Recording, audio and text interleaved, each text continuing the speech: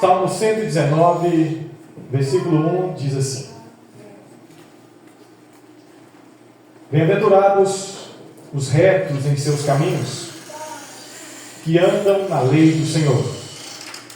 Bem-aventurados os que guardam os seus testemunhos e o que o buscam de todo o coração, e não praticam iniquidade, mas andam em seus caminhos. Verso 5: Quem dera que meus caminhos fossem dirigidos a observar os teus mandamentos, Senhor. Então eu não ficaria confundido, atentando eu para todos os seus mandamentos. Verso 9: Com que purificará o jovem o seu caminho?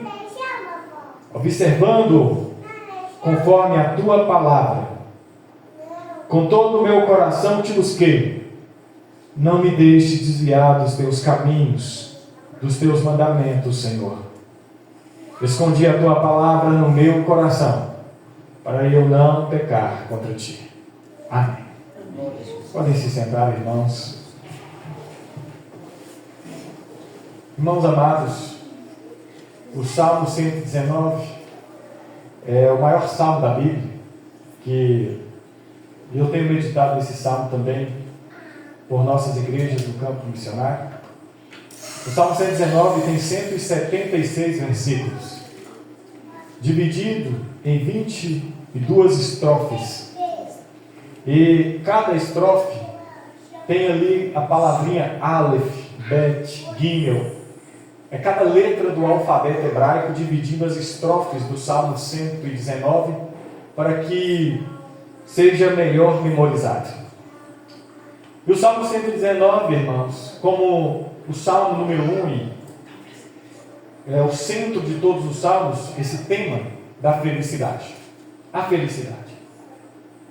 O Salmo 119, assim como os demais salmos, ele vem para nos responder uma pergunta inquietante que todos nós temos, que desde os primórdios move cada jovem, cada adolescente, cada homem e mulher. O que me faz ser feliz? Onde está a felicidade? Quando nós assistimos os filmes, novelas, todas essas construções têm como objetivo responder essa pergunta: o que faz o homem ser feliz? Nessa busca incessante pela felicidade, alguns criaram até lendas.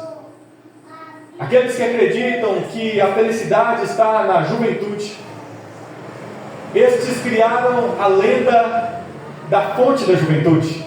Provavelmente vocês já viram isso em desenhos, filmes, novelas, sobre a lenda da fonte da juventude. Até no desenho de Pica-Pau tem ali a fonte da juventude, onde você entra na água e sai do outro lado com a juventude perpétua. Aqueles que acreditam que a felicidade está no dinheiro criaram a lenda da árvore que dá dinheiro. Não sei se vocês já leram livros a respeito ou já ouviram falar dessa história, mas me lembro quando eu era criança estudando lá na escolinha com tia Toca, lá em Água Boa. Fui ler um livro que tinha ali, que ela passou para a gente ler, e eu encontrei ali a foto da árvore que dava dinheiro, e era uma história maravilhosa. E a partir daquele dia, enquanto criança, meu sonho era encontrar uma árvore que dava dinheiro. Até hoje não encontrei. Essas lendas eram para ensinar as pessoas, ou mostrar que alguns acreditam que na árvore que dá dinheiro estava a sede da felicidade. Mas hoje em dia, olhando para a nossa sociedade, encontramos uma gama de jovens tristes, amargurados, ansiosos, depressivos. Isso nos prova então que a felicidade não está na juventude, que o fato de você ser jovem não te torna feliz. Também encontramos em nossa sociedade pessoas extremamente ricas que, de certa forma, encontraram a árvore que dá dinheiro, mas com a riqueza não veio a felicidade. Tem muito dinheiro e o seu capital continua produzindo riquezas e riquezas e riquezas. Contudo, à medida que o dinheiro vem, não vem consigo a felicidade. E a pergunta continua: onde está a felicidade? O Salmo 119 começa já dando essa resposta. Bem-aventurados, mais do que felizes é o que significa a palavra bem-aventurança. Bem-aventurados os retos em seus caminhos, que andam na lei do Senhor. O salmista aqui traz a resposta da fonte da felicidade. E a fonte da felicidade encontra-se na palavra de Deus. E enquanto você olha para a palavra de Deus, reconhece na palavra de Deus a verdade, e alinha seus pensamentos, seus sentimentos e suas atitudes com a palavra de Deus, aí sim, você será verdadeiramente feliz. Porque a bem-aventurança está em ter os seus caminhos alinhados com a palavra de Deus. Bem-aventurados que guardam os seus testemunhos e os que buscam de todo o coração. É nisso que encontramos a felicidade. Temos uma história de um jovem que vivia na casa de seu pai, mas nunca teve comunhão com seu pai. Certo momento da sua vida, ele decidiu ganhar o mundo. Passou pelos portões de sua casa, pelos portões da fazenda, e deixou para trás o seu pai, e levou consigo metade da sua herança. E com riqueza, dinheiro no bolso, os amigos vieram, as mulheres vieram, as festas vieram, porque quando você tem dinheiro, você angaria tudo que o mundo pode oferecer. E o mundo não oferece nada de graça, tudo é muito caro. Mas depois que também seu dinheiro, sua riqueza, sua força vai embora, o mundo te deixa comendo lavagem com os porcos. Essa é a história do filho pródigo. Um jovem que tentou encontrar a felicidade no mundo, procurou entre os mortos aquilo que só pode encontrar naquele que está vivo. E o filho pródigo gastou seu dinheiro, perdeu seus amigos, perdeu suas mulheres, perdeu e viu que no mundo não estava felicidade. Aí ele vai e fala assim: na casa do meu pai, até os servos são mais felizes do que eu. Até eles têm mais do que eu tenho. Então eu voltarei para a casa do meu pai. Pedirei a ele com humildade para ele me aceitar como um trabalhador. E o filho pródigo voltando para sua casa, o pai o vê de longe, desce da sua casa do segundo andar, vai ao encontro do filho, abraça seu filho e fala: filho meu, bem-vindo de volta à sua casa. Pediu aos servos para montar uma grande festa, colocou um anel novo em seu dedo e disse: esse estava morto e agora está vivo de novo, estava perdido e foi achado, vamos fazer uma grande festa para comemorarmos o retorno do meu filho. Assim, irmãos, é a vida daqueles que voltam-se para os caminhos do Senhor. Quando eles voltam, quando eles retrocedem para Deus, e cada um de nós que estamos aqui, já passamos pela rota do filho pródigo. Achamos que a felicidade está na independência. Achamos que a felicidade está em não ter um pai sobre nós para nos dizer o que fazer e o que não fazer. Na ausência de regra, na anomia, ausência de leis. É nisso que a gente acreditava que estava a felicidade. E lá fora encontramos apenas desespero, tristeza e muita dor. Mas na presença do Pai, há alegria. Diz Jó, que na presença do Senhor, até a tristeza salta de alegria. É no Senhor que você encontrará a verdadeira felicidade. A felicidade que você não encontra na bebida, que você não encontra na droga, que você não encontra nos amigos, você encontrará em Jesus Cristo. Bem-aventurados, ou seja, mais do que felizes, os retos em seus caminhos, que andam na lei do Senhor. E os que o buscam de todo o coração. Esse texto aqui me faz lembrar de uma palavra que está em Jeremias. Lá em Capoeirão, na igreja, em um dos lados da parede, tem um banner, tem um versículo de Jeremias lá. Toda hora que eu olho para aquele banner, para aquele versículo, eu sinto estremecer no peito, o coração, irmã Dagmar. porque é muito difícil ler aquele verso e viver ele.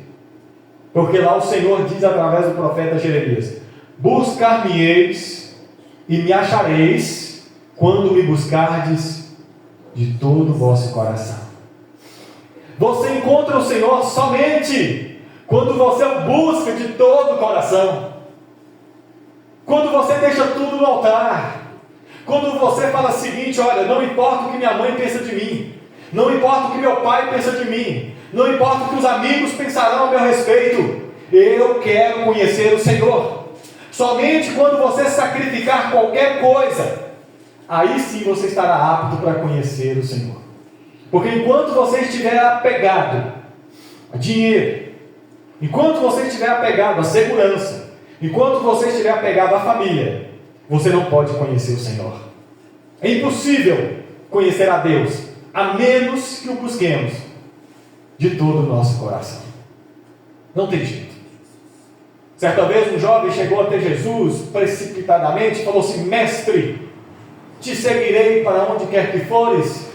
No entanto, quero só te pedir uma coisa: deixa-me primeiro enterrar o meu pai.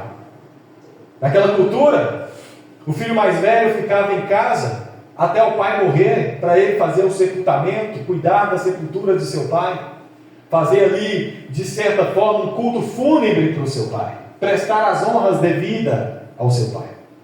Jesus olha para ele e fala o seguinte: olha, deixe os mortos sepultar os mortos, enquanto a ti vai e prega o Evangelho.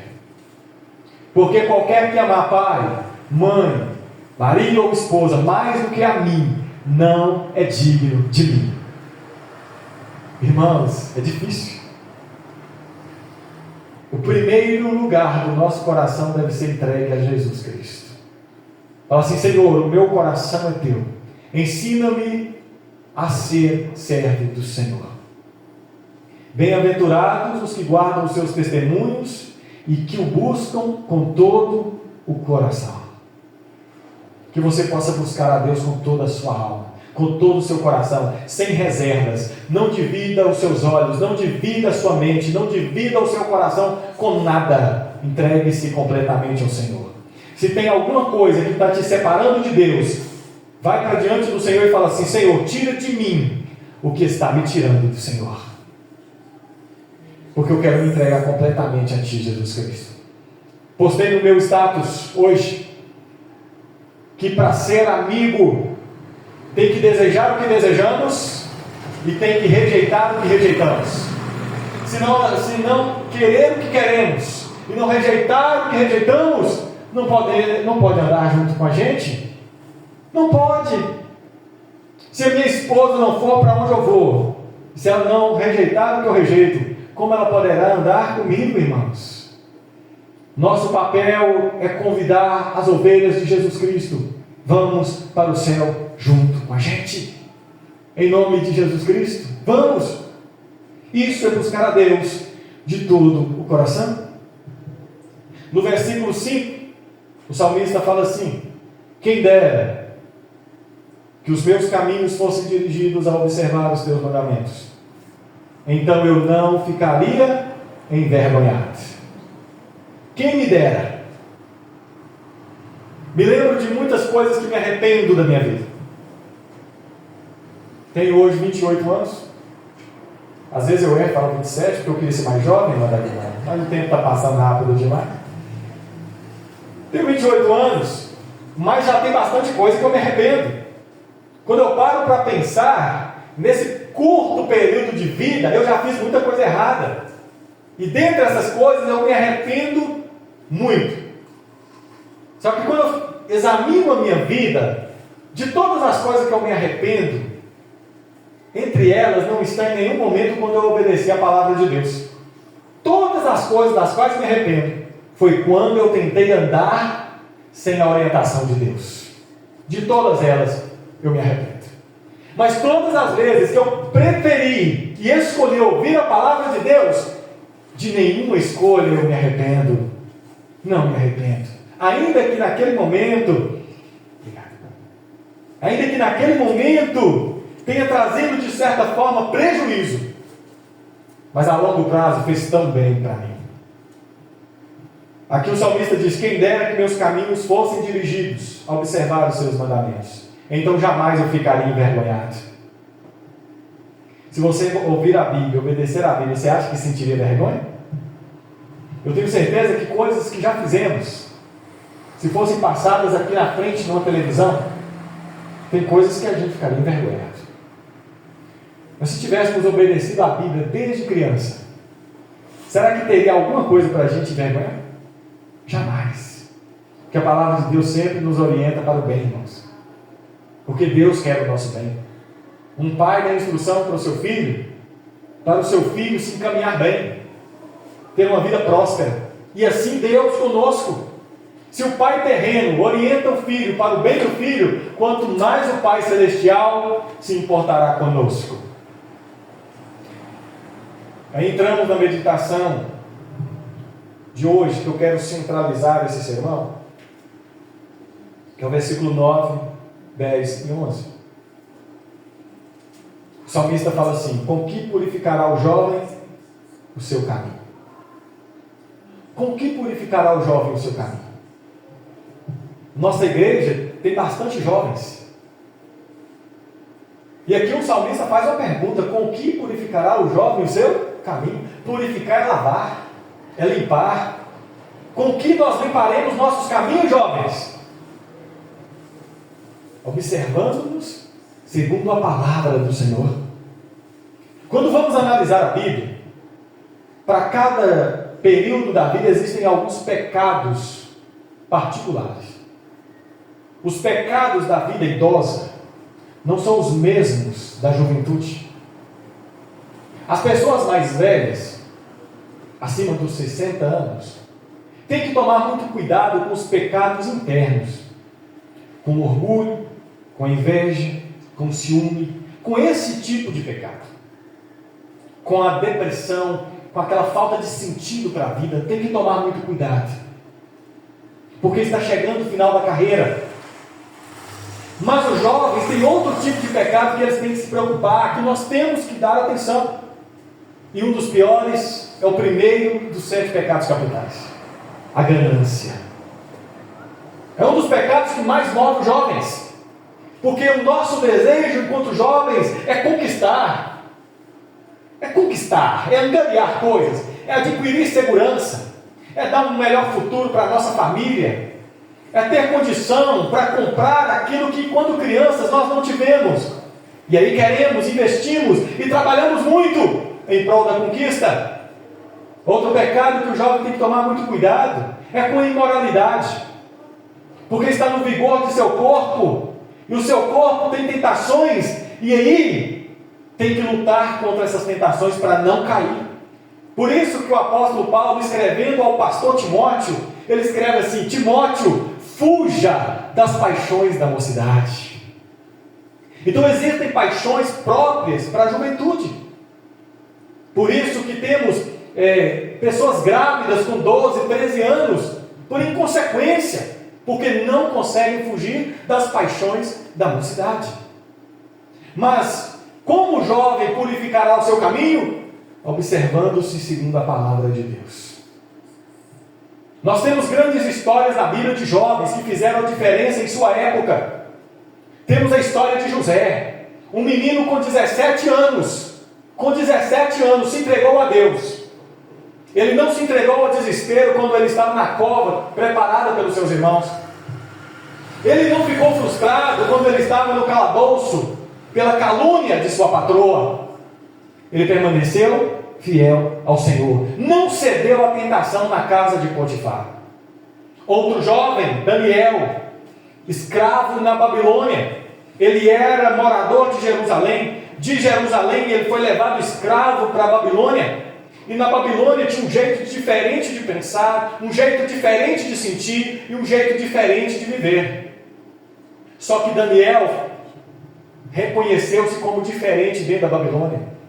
Eu não vou comer o que os babilônicos comem, não vou pensar o que os babilônicos pensam, não sentirei o que os babilônicos sentem, porque eu sou diferente. Porque Daniel tinha na mente a palavra de Deus. Outro jovem, Samuel, que com idade mínima ali, ainda criança, ele ouviu o chamado do Senhor. E quando chamado por Deus, ele falou: fala, Senhor, porque o teu servo te ouve. Fala, Senhor, porque o teu servo te ouve. Deus fala com criança, Deus fala com jovens, Deus fala com o seu povo. Mas o que Ele quer encontrar é alguém com o coração disposto, alguém com o ouvido aberto para dizer: fala, Senhor, porque o teu servo te ouve. Senhor, eu estou aqui para ser servo, eu estou aqui para fazer a tua vontade. Pode me dizer o caminho que eu tenho que seguir, porque o teu servo te ouve. Uma outra criança que ouviu e permaneceu trabalhando na casa do seu pai foi o nosso Senhor e Salvador Jesus Cristo.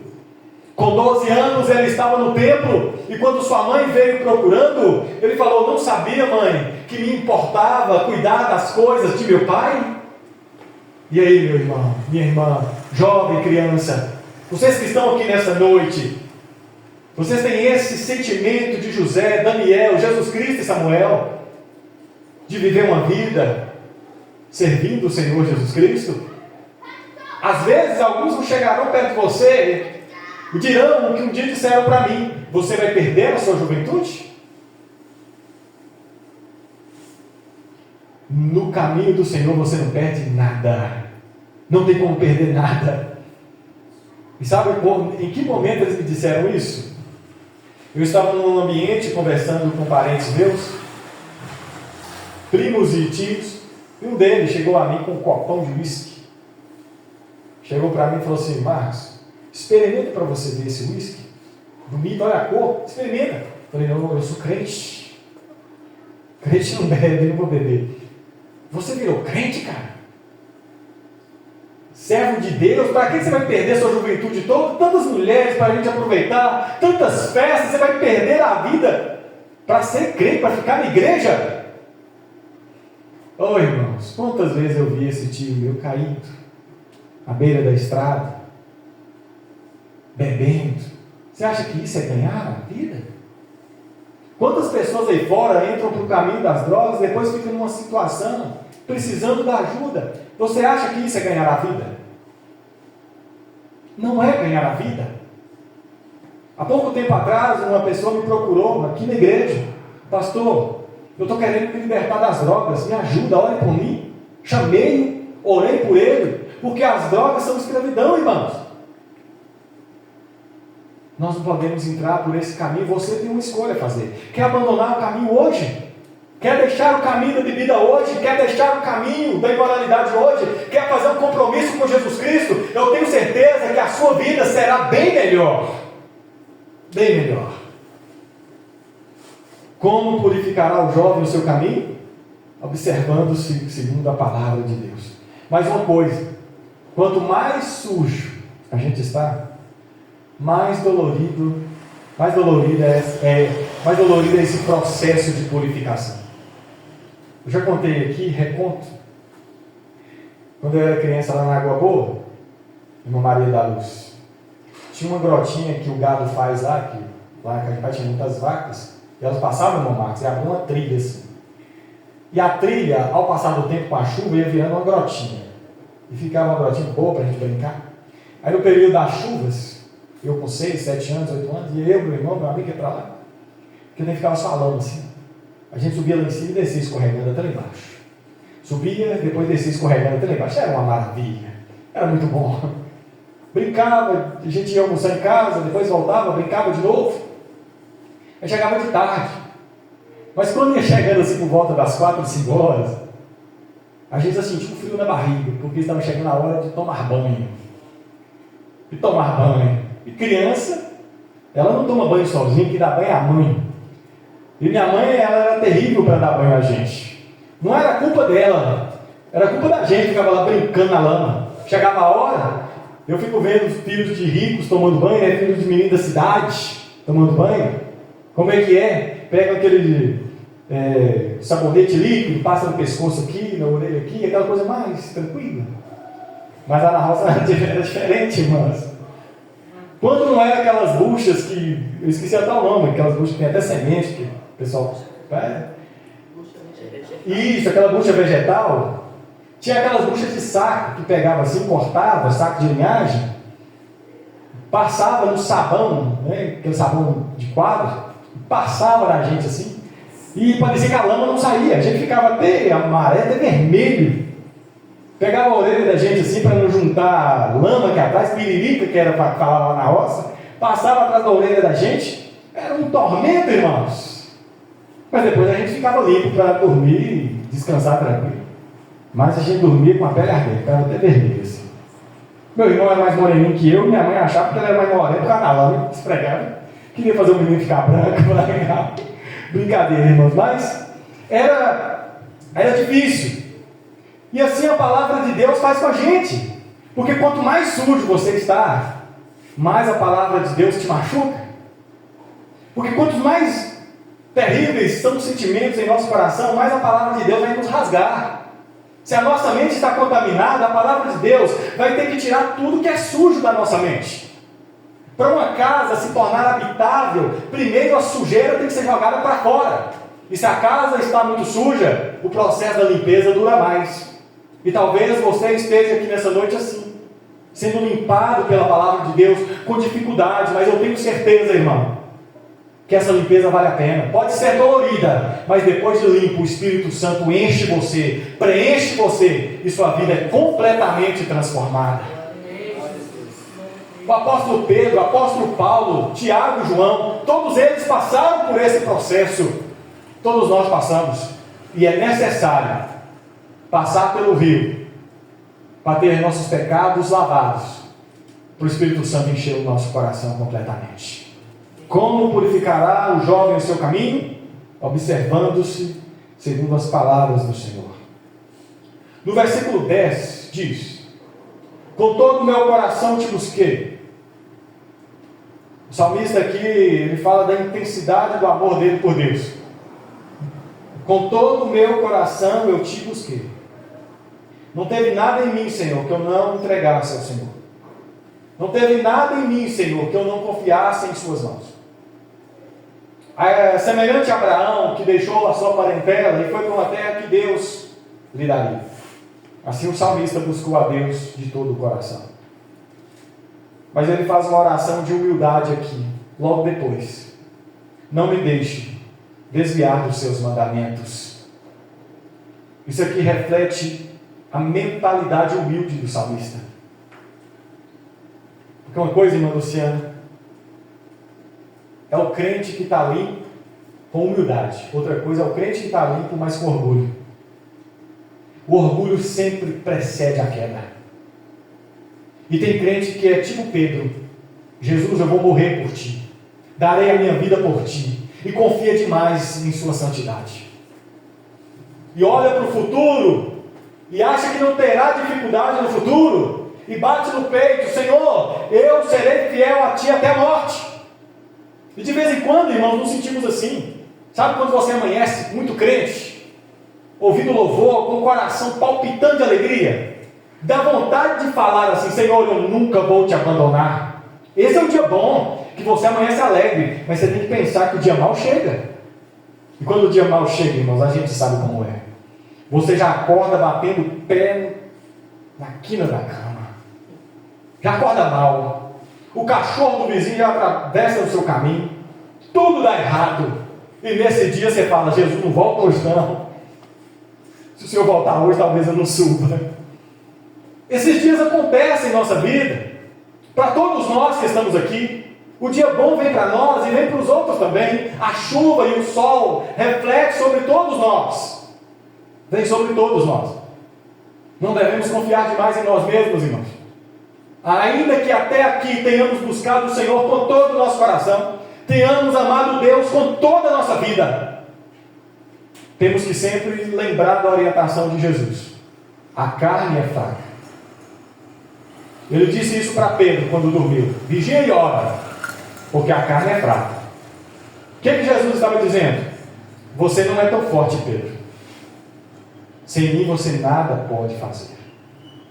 E tem gente que acha que consegue permanecer fiel sem Jesus Cristo. E não conseguimos, irmãos. Nós precisamos do Senhor. carecemos da sua graça. Temos que pensar muito nisso. Você acha que Satanás não está doidinho para desviar você? Se ele fez isso com Jó, imagina comigo, contigo. Você acha que Satanás não está lá hoje olhando para Maria dos Passos, Maria da Luz, Vitor, Kéter, e dizendo assim: Senhor, eles estão te servindo é por isso. Estão na igreja porque o Senhor está dando comida para eles comerem. Estão na igreja porque o Senhor está dando amigos. Estão na igreja porque os filhos estão bem. Você acha que Satanás vai falar isso sobre você? Você já imaginou se Deus decidir deixar Satanás te peneirar? Fala assim, Deus falar com ele assim: vai, leva todos os filhos. Misericórdia. Deus falar assim: vai lá e toca em tudo que ele tem, tira tudo que ele tem, casas, tira tudo, inclusive as pessoas mais próximas.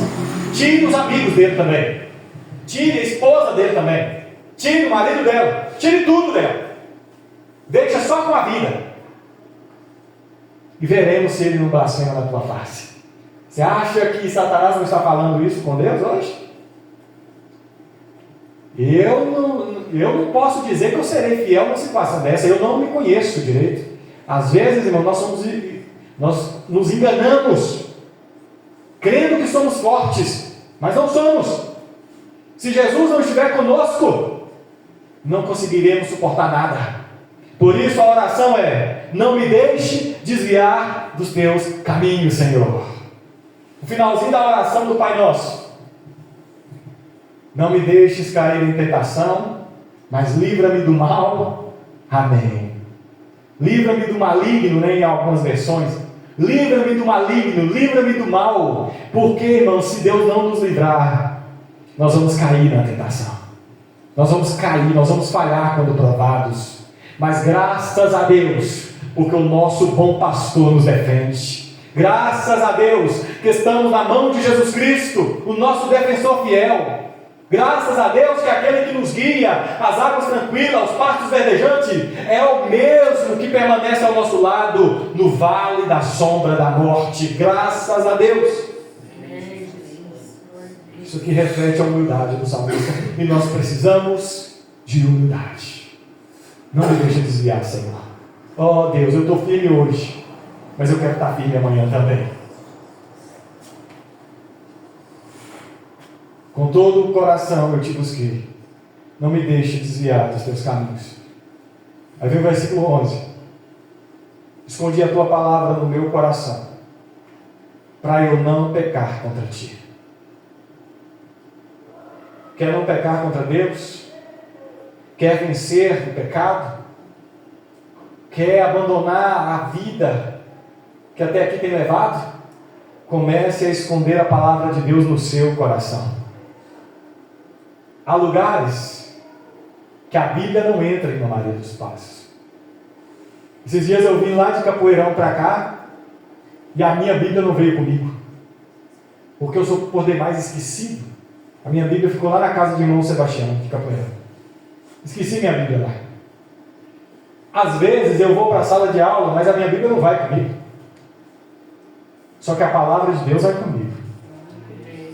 A Bíblia não vai, mas a palavra de Deus vai. Eu esqueci a Bíblia em Capoeirão, mas a palavra de Deus eu não esqueci. Porque a palavra de Deus está escrita já na minha mente. Está escrita no meu coração. E onde esses pés vão, a palavra de Deus também vai. O que essa boca fala, a palavra de Deus está guiando. Onde minhas mãos pegam, a palavra de Deus está guiando. Que assim seja a nossa vida, irmãos. Nós temos que esconder a palavra de Deus, não é no quarto escuro, não é no estante espoeirada. Temos que esconder a palavra de Deus em nosso coração. Só venceremos o pecado assim. Não é abrir a Bíblia no Salmo 91 em um instante espoeirada que nos fará vencer os espíritos malignos. O que nos faz vencer o mal, o que nos faz vencer este mundo, é esconder a palavra de Deus no nosso coração. É lendo, ouvindo e meditando. E assim aprenderemos a palavra de Deus. Que em todo momento ela andará contigo. Ela te guiará, te sustentará, te dará sabedoria e te fará vencedor sobre o pecado. Eu escondi a tua palavra no meu coração, para eu não pecar contra ti. Irmãos, Esse mundo nosso no qual vivemos, ele é por demais triste. É um mundo mau. Quando Jesus manda uma carta para a igreja de Pérgamo, ele escreve bem assim, dizendo: ó, eu sei onde habitas, onde está o trono de Satanás, onde meu servo Antipas foi morto. Antipas foi morto, cozinhado dentro de uma taxa quente de azeite. Por isso que Fernanda Brum escreveu aquela música Na Mirra Ardente, né? Porque Antipas foi morto desse jeito, de uma forma terrível. E Deus manda mensagem para Pérgamo: eu sei onde habitas, onde está o trono de Satanás. Jesus Cristo, no finalzinho do seu ministério, diz: aí vem o príncipe do mundo, e ele nada tem comigo. Lá em Tiago está escrito que quem ama o mundo constitui-se inimigo de Deus, porque tudo que há no mundo é concupiscência dos olhos, concupiscência da carne e soberba da vida. Mas aquele que obedece à palavra de Deus permanecerá para sempre. Irmãos, essa semana aconteceu algumas coisas em nosso mundo que me deixou extremamente triste, me fez chorar, quando eu vi a cena de que um irmão nosso, da nossa igreja, pregador do Evangelho nos Estados Unidos, foi atingido por uma bala no seu pescoço. Morreu ali sua filha de 11 anos, 11 para 12 anos, foi lá ver seu pai sendo morto, sangrando. Irmão em Cristo, menos de 35 anos, por causa de opositores políticos. Viu uma menina loira, o que mais me deixou triste foi aquela menina, não sei se vocês viram, aquilo ali me deixou triste, cortou meu coração. Acho que é porque ela parece muito com a Damaris, e eu vejo a Damaris como se fosse uma irmã minha, e eu vi aquela menina parecendo Damaris, magrinha, branquinha, sentada lá, ouvindo uma música no ônibus. Aí o cara que estava atrás dela abriu o canivete, chegou e deu 2 facadas no pescoço dela, e saiu no ônibus falando assim: eu acertei essa branquela. E os homens que estavam naquele ônibus, covardes, fracos, não fizeram nada. Mundo mau, mundo terrível no qual vivemos. Aquela menina olhando com aquele olho de tipo assim: eu não fiz nada para você. Aquele olhar de assustada. E toda vez que vem aquele olhar daquela menina na minha mente, me dá uma tristeza. Eu vendo a cena daquela menininha correndo para abraçar o pai, sangrando por um tiro, me corta o coração. E pior de tudo, foi ver um tanto de brasileiro comemorando a morte daquela pessoa. Mundo mau no qual vivemos. Mundo mau no qual vivemos. Uma ideologia do inferno que contaminou a mente das pessoas, que as fazem comemorar a morte de uma pessoa que não fez nada para o outro, somente para professar o cristianismo. Aí eu vi um professor de história do Brasil dizendo: esse povo retrógrado, conservador, evangélico, esse povo tem que morrer mesmo. Irmãos, no mundo no qual vivemos é mau. Esse mundo que crucificou o nosso Jesus Cristo e por dinheiro. Os fariseus que queriam matar Jesus foram lá e deram um pouquinho de dinheiro para o povo. Olha aqui, ó, vou te dar uma porção de dinheiro, toma outra porção de dinheiro, toma uma porção. E eles nem souberam o que custaria aquele dinheiro. A única coisa que os fariseus disseram: vou te dar dinheiro, e vocês vão gritar: crucifica. Crucifica, é isso que vocês vão gritar. E por um pouquinho de dinheiro, por um pouquinho de pão, por um pouquinho de alguma coisa, eles gritaram: crucifica, crucifica, crucifica. No mundo no qual vivemos, somos a escória desse mundo. Não tente ser feliz nesse mundo, porque esse mundo não permitirá você ser feliz se você for com Deus. Não tem jeito. No mundo vocês terão aflições. Vocês têm que escolher um lado agora. A pergunta de Jesus Cristo para Judas, né? A afirmação de Jesus Cristo para Judas: Judas, você tem que fazer uma escolha agora, filho. A quem o teu coração pertence? A quem a tua mente servirá? E você tem uma escolha a fazer. Servir Jesus de um lado, ou ir para o mundo.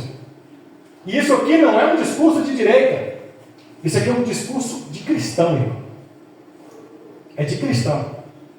Porque nesse mundo aí você não pode falar nada contra a ideologia de esquerda, ele já te rotula como direita. Não, nós somos cristãos. Nem de direita, nem de esquerda. Mas a esquerda é totalmente contra nós cristãos. Eu falei com Deus ali, chorando naquele banheiro. Se eu sentir cheiro de esquerdismo perto de mim, eu não prego o evangelho para aquela pessoa. Não aconselho aquela pessoa. Porque a única forma de você pregar para a esquerda é você morrer numa cruz. Só assim, só o seu sangue derramado por eles, que os convencerá de que o evangelho realmente é a mensagem do amor. Somente assim.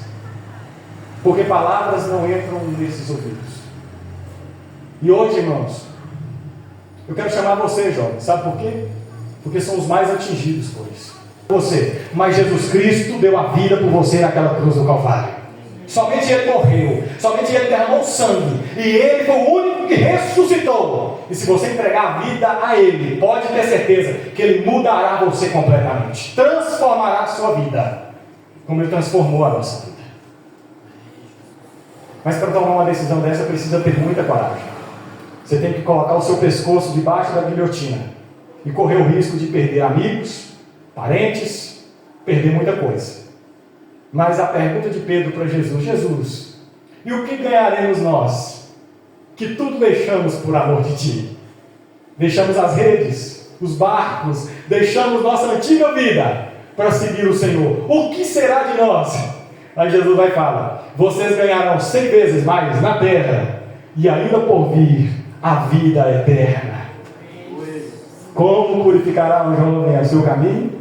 Observando-se segundo a palavra de Deus. Para seguir a Jesus tem que ser radical, tem que ter coragem. Mas essa coragem será recompensada na eterna glória de Jesus Cristo. Amém, meus irmãos?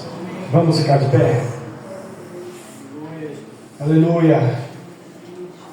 Oh Deus, Pai amado e todo-poderoso, eu quero agradecer ao Senhor por essa noite maravilhosa, pela vida de cada irmão, de cada irmã. Oh Deus, por cada jovem que encontra-se aqui nesta noite.